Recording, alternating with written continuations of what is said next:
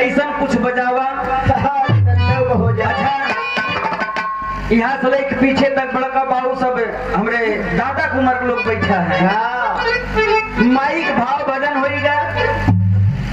अब कुछ ऐसा बजावा कि जो आगे सब माई हो सब के निकल जाए, जो पीछे सब बैठा है वो सबके निकल जाए, और जो सब घरे चला आवत है।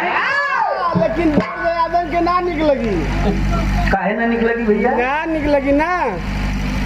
दर्द यादन की निक लगी। काहे से कि दर्द याद को अपने घरे समनाए सब यहीं आके बैठा हैं। तनी से मिजाज बनाए क्या हुआ?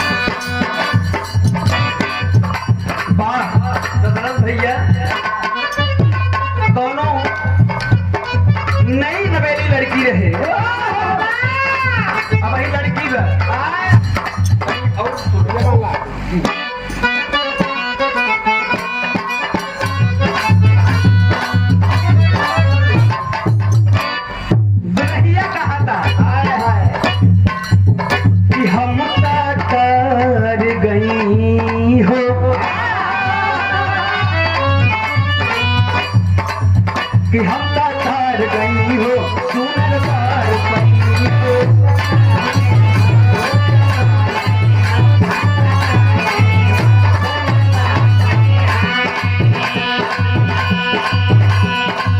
ये किसके पढ़ा?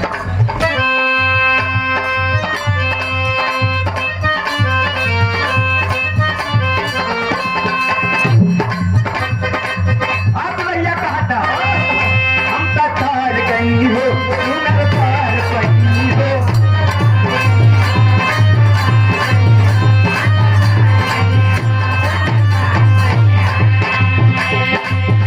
अपना राजाऊ के प्यार में सवार गई हो।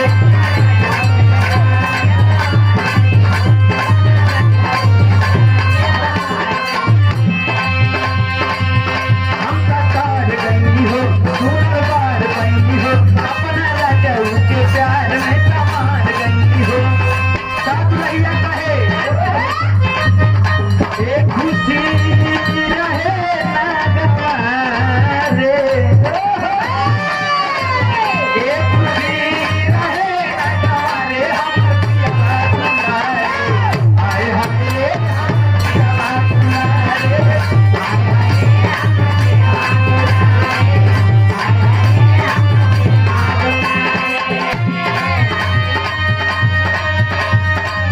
अच्छा सखियन कहा था कि ऐसा बुरा तू पाऊ कैसे? कहा सुना मर बात ऐसन पाती मिले मुझे ऐसन पाती मिले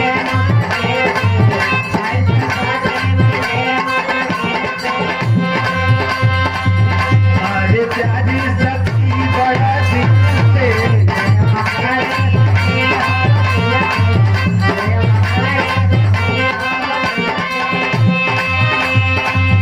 ऐसन पाती मिले मुझे दिल से सारे प्यारी सखी हो दिल से।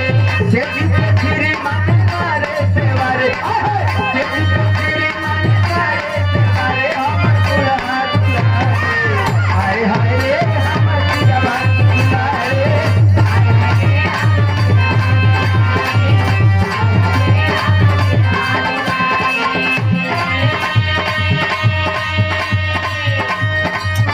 अच्छा ये जमाना इतना उधर चला था।